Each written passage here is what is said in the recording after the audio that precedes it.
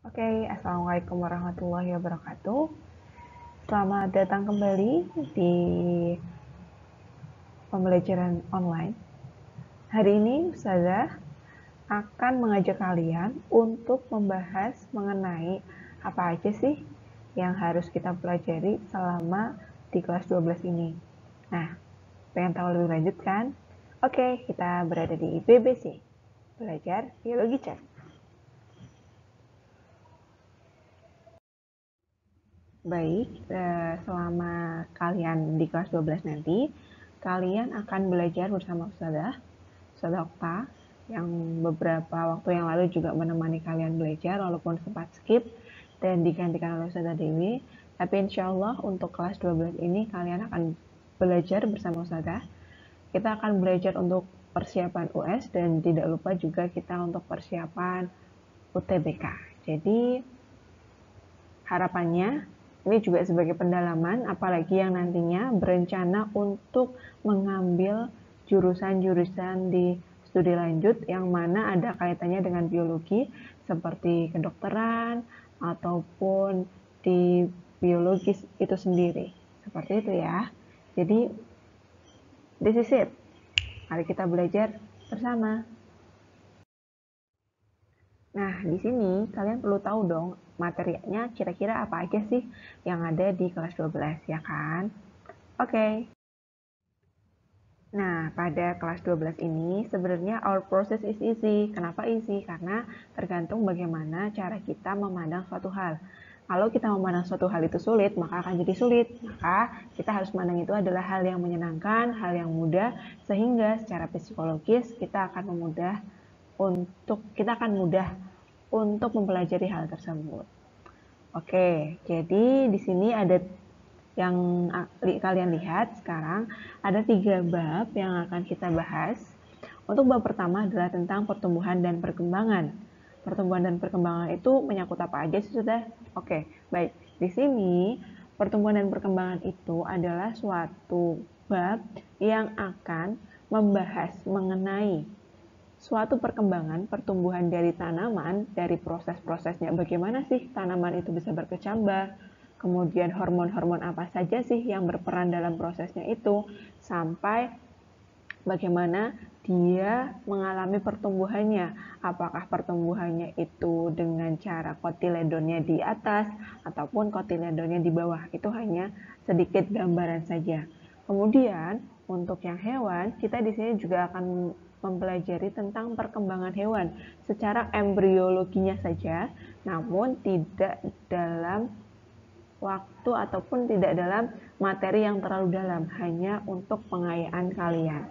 Seperti itu. Nah, di sini harapannya pembelajaran Ustazah nanti akan banyak meminta kalian melaksanakan suatu kegiatan. Jadi di sini akan Ustazah berikan proyek. Nah, proyeknya itu akan dikerjakan secara individu karena keterbatasan waktu dan tempatnya juga kan. Kalian nggak mungkin nih bisa belajar yang kolaborasi dalam artian yang harus bertemu seperti itu. Namun sudah yakin ini kan pembelajaran proyek yang bisa dikerjakan oleh masing-masing orang seperti itu ya. Jadi di sini kita akan melaksanakan pembelajaran dengan tugas pertama praktikum mandiri. Jadi nanti ada praktikum. Ini praktikumnya hanya untuk praktikum tumbuhan saja.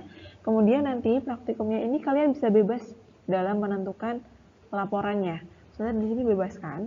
Kalian bisa laporan dengan bentuk vlog, boleh. Dalam bentuk hasil penelitian juga boleh. Kemudian dalam bentuk infografik, oke juga. Kemudian untuk yang suka gambar bisa jadi dalam bentuk gambar-gambar juga diperbolehkan. Dalam artian di sini walaupun kita bekerja secara ilmiah, kita bisa menggunakan berbagai macam laporan untuk nantinya bisa kita sampaikan sebagai hasil akhir dari percobaan itu sendiri. Kemudian yang kedua, yaitu bab tentang enzim dan metabolisme sel. Enzim dan metabolisme sel itu sendiri adalah mekanisme yang ada pada tubuh kita. Jadi ini akan lebih banyak belajar mengenai tubuh kita sendiri. Bagaimana sih proses yang terjadi dalam tubuh kita? ini kaitannya kalau di kelas 11 itu adalah tentang sel. Kalau kalian dulu perhatikan, sel itu kan terdiri dari berbagai organel yang ada di dalamnya ya. Nah, di enzim dan metabolisme sel ini dia akan terfokus pada organelnya, yaitu organel penghasil energi. Ayo, masih ingat nggak? Organel apa yang menghasilkan energi? Ayo, coba.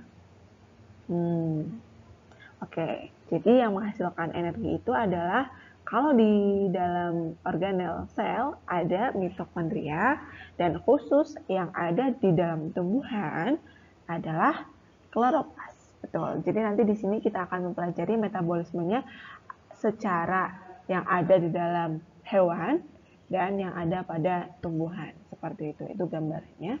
Nanti di sini karena banyak pembelajaran yang banyak pemahaman seperti itu, jadi nanti kita akan banyak belajar untuk latihan soal ya.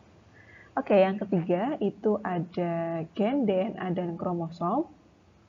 Gen, DNA, kromosom, dan sintesis protein. Kalau ini dia akan berfokus pada organel sel, yaitu di bagian ribosom, kemudian di inti, dan di sitoplasma.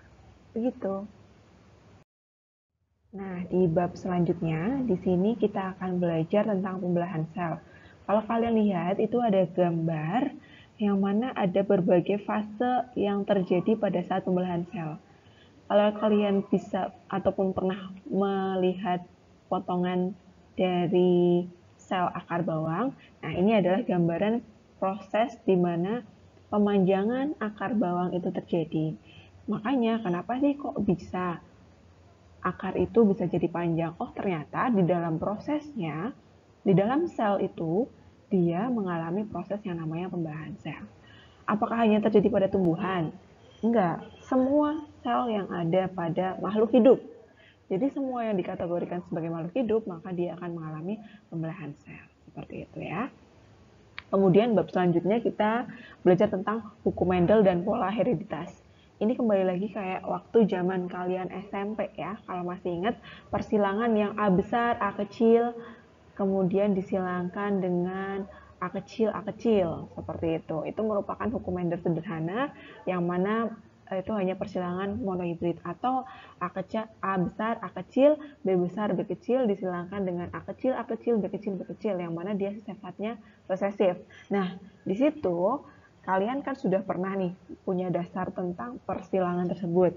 Di sini kita akan mempelajarinya lebih dalam. Bahwasanya ternyata terdapat hukum-hukum Mendel yang berlaku dalam proses persilangan itu. Ada hukum Mendel 1, hukum Mendel 2, kemudian penyimpangan semu hukum Mendel. Jadi penyimpangan semu hukum Mendel itu seharusnya hukum Mendelnya itu kan kalau monohibrid 1 berbanding 2 berbanding 1. Kemudian kalau yang dihibrid 9 berbanding 3 berbanding 3 berbanding 1. Nah, di persilangan semu hukum Mendel ini, hasil persilangannya itu tidak selalu 9 berbanding 3 berbanding 3 berbanding 1. Namun ada varian-varian baru yang mungkin terjadi dalam proses persilangannya. Itu untuk yang hukum Mendel. Kemudian kalau pola hereditas itu gimana? Pola hereditas itu artinya pola keturunan. Kalau pola keturunan ini bisa kita lihat baik di tumbuhan juga di hewan maupun pada manusia. Jadi di sini kita akan banyak mempelajari bagaimana sih suatu sifat diturunkan dari induknya ke anaknya. Namun kebanyakan pola hereditas ini akan fokus pada bagian di manusia saja. Seperti gen-gen kebotakan.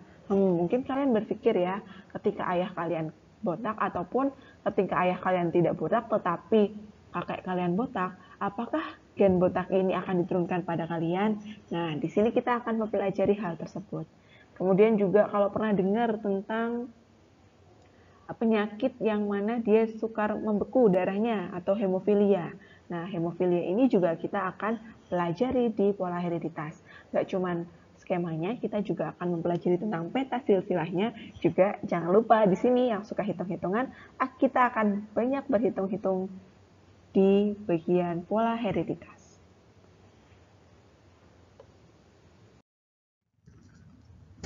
Oke, dan di sini adalah bab dua bab terakhir di kelas 12 adalah teori evolusi.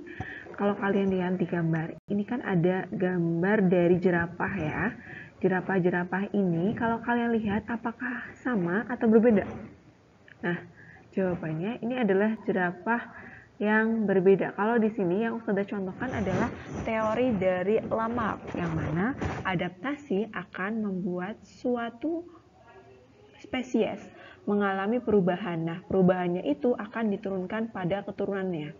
Namun, di sini yang benar teorinya Charles Darwin atau Lamarck ya. Nah, itu akan kita pelajari di teori evolusi.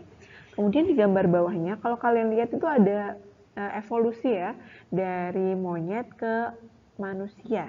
Manusianya menjadi lebih pintar dan bisa bekerja. Apakah itu memungkinkan? Apakah itu benar terjadi? Coba, menurut kalian apakah evolusi ini berlaku sampai saat ini juga? Kalau begitu, bagaimana ya nasib gorila-gorila dan monyet-monyet yang ada di hutan? Apakah semuanya akan berubah menjadi manusia? Nah, jawaban-jawaban kalian akan terjawab pada saat kita belajar tentang teori evolusi. Di teori evolusi ini juga akan mempelajari mengenai bagaimana sih suatu kehidupan pada zaman dahulu itu ditemukan. Bagaimana teori-teori dari masing-masing ilmuwan yang mengemukakan bahwa kehidupan itu awalnya dari benda tak hidup, kemudian menjadi benda yang hidup. Oke, we'll see. Barangkali kalian adalah salah satu ilmuwan yang nantinya bisa mengharumkan nama Indonesia. Oke, dan yang terakhir ini adalah tentang bioteknologi. Bioteknologi itu mempelajari tentang apa aja sih? Nah, di bioteknologi ini kita akan mempelajari banyak hal tentang bioteknologi. Bio itu adalah biologi, teknologi adalah teknologi itu sendiri. Jadi, ini adalah suatu teknologi yang menggabungkan antara prinsip teknologi dengan prinsip-prinsip yang ada pada pelajaran ataupun pada kebiologian, seperti itu. Nah, kira-kira contohnya apa di sini? Sebenarnya, biologi itu sudah sangat akrab dalam kehidupan kita sehari-hari loh. Nah, kalau kalian sering makan tempe, kemudian sering mengkonsumsi yogurt, ataupun keju seperti itu kan merupakan salah satu contoh dari bioteknologi juga. Namun, bioteknologi sekarang itu ada dua macam, yaitu bioteknologi modern dan bioteknologi konvensional. Ya, yang tadi sudah sebutkan tadi, seperti keju, yogurt, kemudian tempe, itu adalah contoh produk dari hasil bioteknologi yang konvensional. Sedangkan kalau yang modern gimana? Kalian pernah dengar nggak proses bayi tabung? Atau cloning? Atau juga transplantasi? Dan lain sebagainya. Nah, itu juga termasuk dalam kaitan produk-produk bioteknologi yang dihasilkan oleh manusia. Kemudian ada satu lagi tentang tanaman transgenik. Ini merupakan salah satu isu yang sedang booming beberapa saat yang lalu karena kaitannya apakah makanan dengan GMO ini, genetic modified, jadi kayak rekayasa genetika, itu bisa aman atau tidak dalam tubuh kita, seperti itu. Jadi bioteknologi kaitannya adalah tentang teknologi yang membantu dalam kehidupan manusia. Sedikit quotes dari Plutarch, pikiran adalah api yang harus dinyalakan, bukan bejana yang harus diisi. Jadi pikiran kita adalah bagaimana kita membuat pemikiran kita on dan siap untuk belajar, bukan hanya menerima informasi dari guru yang diberikan, namun juga ada keinginan untuk belajar lebih dan lebih. Oke, demikian dari Ustazah. Semoga kalian bisa memahami yang Ustazah sampaikan dan mulai bersiap-siap untuk semangat belajar di kelas 12. Ingat, ini adalah tahun terakhir kalian, jadikan tahun ini menjadi tahun yang memberikan kesuksesan besar nantinya. Jangan disia-siakan ya. Terima kasih. Wassalamualaikum warahmatullahi wabarakatuh.